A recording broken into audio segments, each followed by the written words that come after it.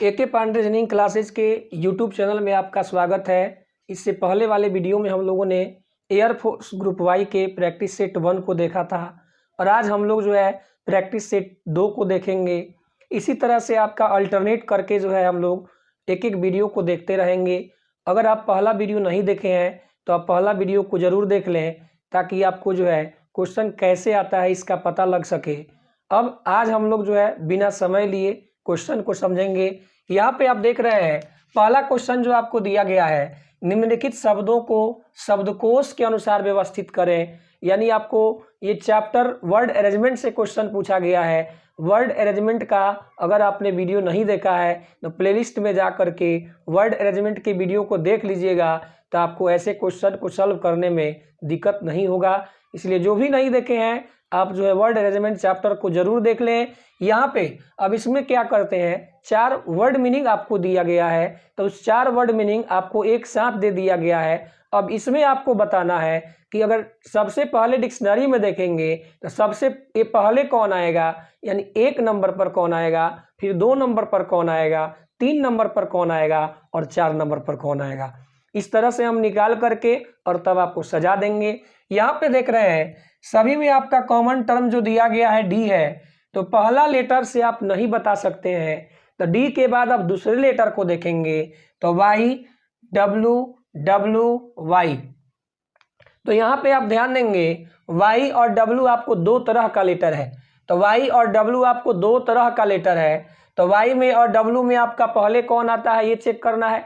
W में या Y में ABCD में पहले आपका डब्लू आता है, तो सबसे पहले आपको डब्लू को फैसला करना होगा। डब्लू कॉमन, डब्लू के बाद आप आगे बढ़िएगा तो आई और ई। तो आई और ई में सबसे पहले ABCD में कौन आएगा, तो ई आएगा। ई आपका हो गया 1 नंबर पर और आपका आई हो गया 2 नंबर पर। फिर आगे देखेंगे तो वाई कॉमन है, तो के और ई में सबसे पहले कौन आएगा, ई आएगा। तो ये आपका हो जाएगा 3 नंबर पर और ये आपका हो जाएगा 4 नंबर पर।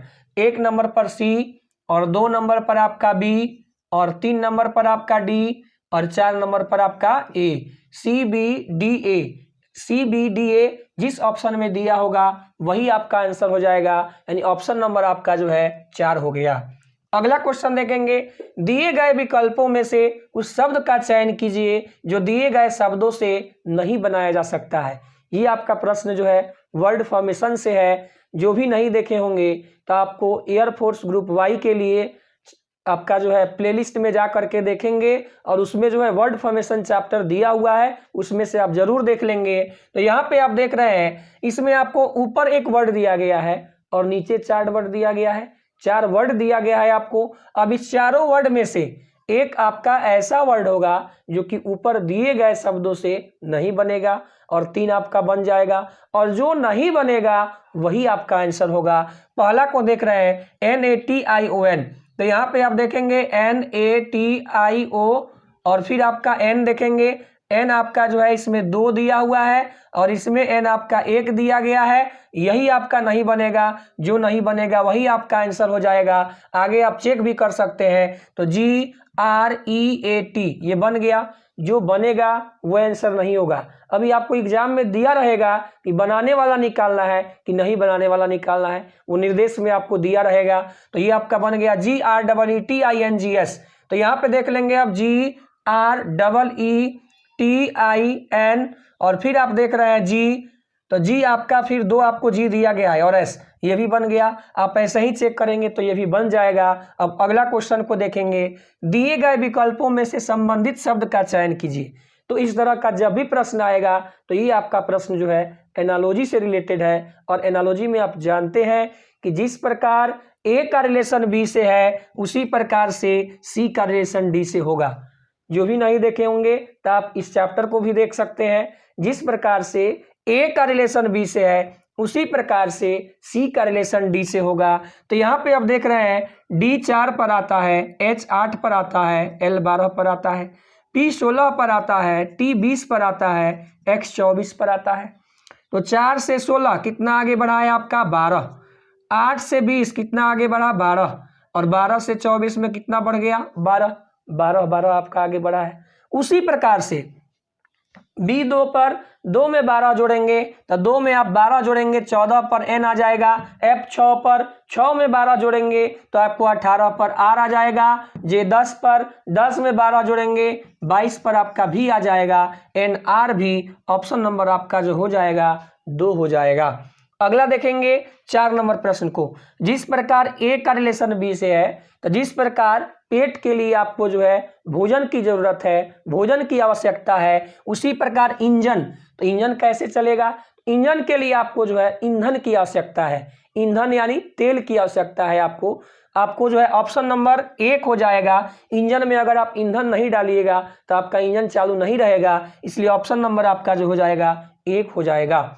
अगला क्वेश्चन को देखेंगे। जिस प्रकार ए का रिलेशन बी से है तो 6 का रिलेशन 212 से, तो यहाँ पे आपका 6 का क्यू प्लस 6 का क्यू मतलब 216 में 6 जोड़ देंगे 222। अगला आपको 7 का क्यू और प्लस 7, 7 सते 49 सते 343, 343 में 7 जोड़ देंगे 350। ऑप्शन नंबर आपका जो हो जाएगा 1 हो जाएगा। अगला क्वेश्चन देखेंगे। श्रृंखला में असंगत संख्या ज्ञात कीजिए। असंगत का मतलब ये आपको एक सीरीज दिया गया है, अब उस सीरीज के अनुसार कौन सा उस स्थान पर नहीं होगा यही आपको निकालना है। तो यहाँ पे हम देखेंगे 28 से 33 तो 5 आगे बढ़ा, 33 से 31 तो -2 हो गया, 31 से 36 तो 5 बढ़ा, 36 से 34 तो -2 हो गया। तो अगला बार फिर कितना बढ़ेगा? 5, यानी 34 में हम अगर 5 जोड़ते हैं तो आपका 39 होना चाहिए, लेकिन दिया कितना है? 29, यानी ऑप्शन नंबर आपका जो हो जाएगा 1 हो जाएगा। 29 के जगह पर आपको 39 होना चाहिए, दिया है 29, इसलिए ऑप्शन नंबर आपका 1 हो गया। अगला क्वेश्चन हम देखेंगे 7 नंबर को।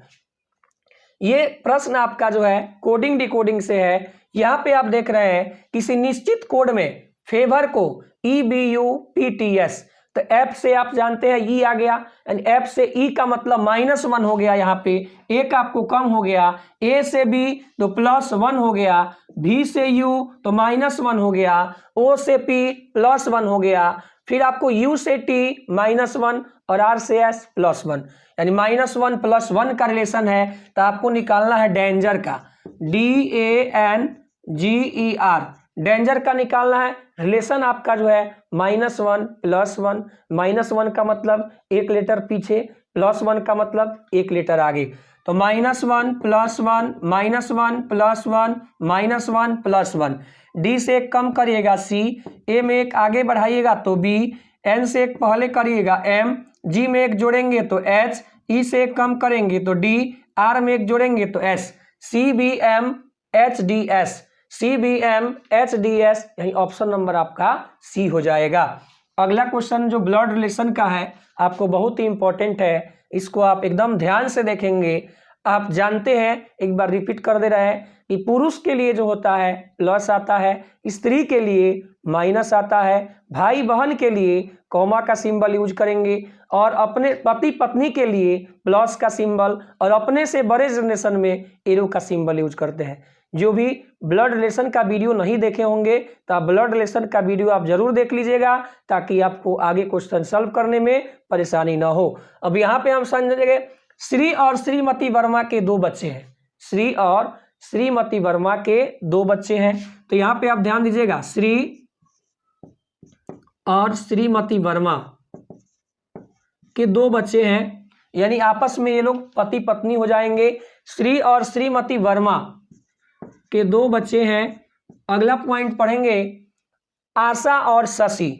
तो मान लीजिए इनके बच्चे जो हो गए आशा और शशि, तो आशा और शशि, श्री और श्रीमती वर्मा के 2 बच्चे हो गए आशा और शशि। अगला पॉइंट देखेंगे, शशि की शादी राधा से हुई है। तो शशि की शादी किससे हुई है? राधा से, तो राधा के ऊपर माइनस दे देंगे, शशि आपको प्लस हो गया, आशा माइनस। अब यहाँ पे ध्यान दीजिएगा, जो शशि की शादी राधा से हुई है जो श्रीमती महाजन की बेटी है, यानी ये राधा जो है जो आता है नजदीक के लिए, यानी राधा जो है श्रीमती महाजन की बेटी है, श्रीमती महाजन की बेटी है, यानी राधा के पिताजी जो हो जाएंगे श्रीमती माँ हो जाएगी, सॉरी माँ हो जाएगी। श्रीमती महाजन जो है आपको माँ हो जाएगी। राधा की माँ जो है श्रीमती महाजन है, तो माइनस दे देंगे। अगला पॉइंट देखेंगे, सुरेश जो श्रीमती महाजन का बेटा है, तो ये आपको बेटी हो गई। अब सुरेश जो है श्रीमती महाजन का बेटा है, तो बेटा हो जाएगा, यानी भाई बहन के लिए कोमा लग गया। अब सुरेश जो है इनका बेटा हो गया, तो प्लस दे दिए। बेटा है, रीता से शादी करता है, यानी सुरेश की पत्नी जो हो जाएगी रीता हो जाएगी, तो रीता के ऊपर माइनस देंगे। अब आपको दिया हुआ है सोनू और रॉकी सुरेश और रीता के बच्चे हैं, तो जब सुरेश और रीता के बच्चे हैं तो इससे एक जनरेशन नीचे हो जाएंगे, यानी सोनू और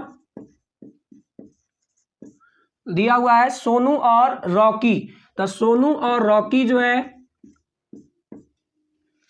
सुरेश और रीता के बच्चे हैं।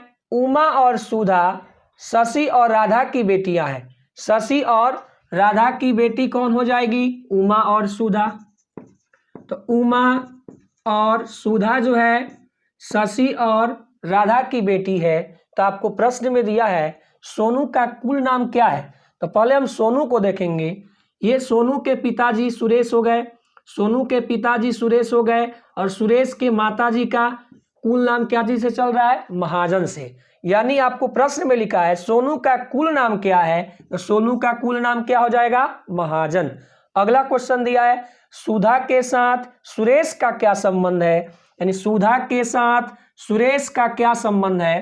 तो आपको प्रश्न में दिया है सुधा के साथ सुरेश का क्या संबंध है, तो सुधा के साथ सुरेश का क्या संबंध है, तो ये आपको जो है ये माँ हो गई। सुधा की माँ राधा है, और माँ के भाई कौन हो जाएंगे? मामा। सुधा के साथ सुरेश का क्या संबंध है, तो आपको आंसर क्या हो जाएगा? मामा का। अगला आप देख रहे हैं सुधा का आशा से क्या संबंध है। ये सुधा का आशा से क्या संबंध है, तो यहाँ पे आप देख रहे हैं सुधा का आशा से क्या संबंध है, तो आशा के भाई शशि हो गए, और भाई के पुत्री को क्या बोलते हैं? भतीजी। भाई के पुत्री को भतीजी बोलते हैं, तो यहाँ पे आपका जो है भतीजी आ जाएगा। इससे आगे और प्रश्न को देखेंगे, इसलिए आप वीडियो को अंत तक जरूर देखिएगा। और इम्पोर्टेंट 5 आपको नॉन वर्बल का प्रश्न देंगे, और कुछ क्वेश्चन जो है आपको जीके जीएस का देंगे, इसलिए आप वीडियो पर लगातार बने रहिए।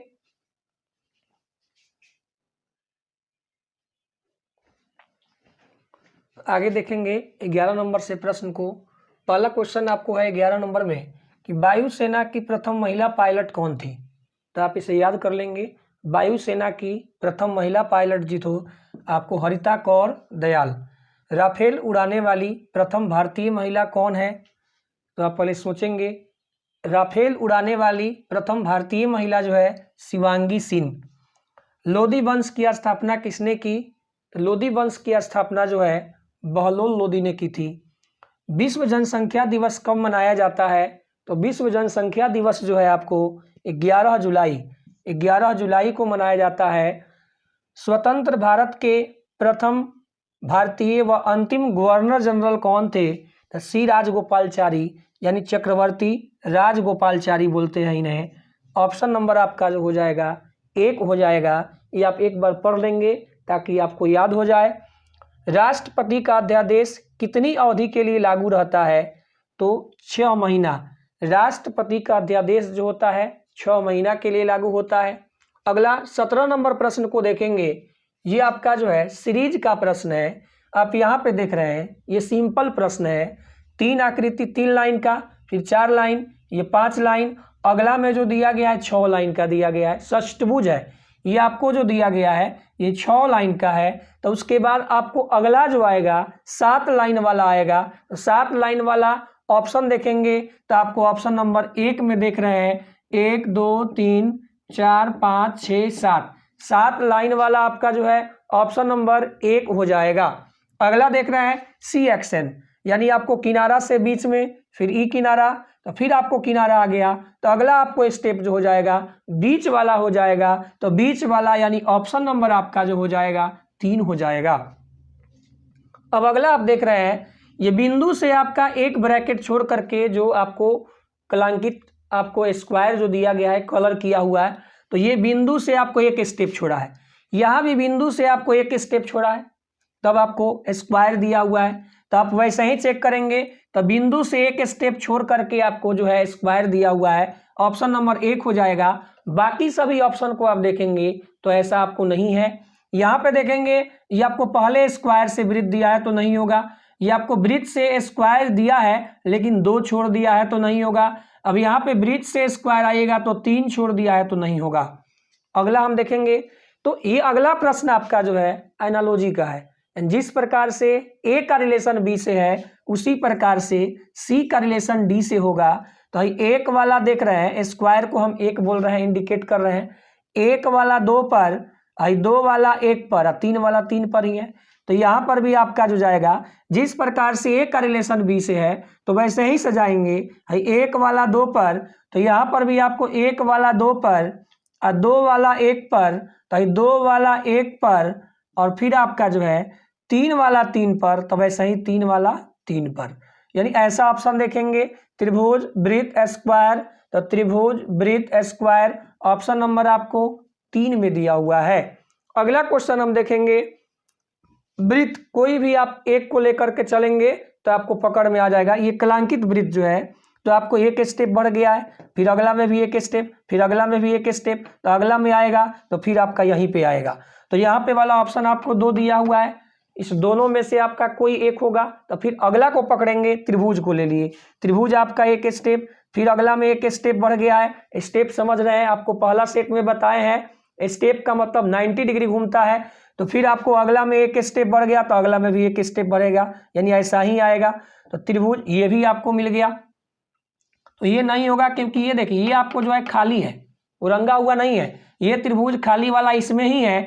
अगला आप देखेंगे तो फिर आपको ये भरा हुआ है, फिर अगला में भरा हुआ, एक स्टेप भरा हुआ तो अगला में भी भरा हुआ आएगा।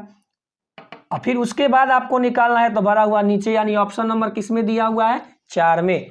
आपका आंसर जो हो जाएगा 4 हो जाएगा। आप एक एक को पकड़ करके चेक करते चलेंगे, एक एक को लेकर के, तो आपका आंसर आ जाएगा।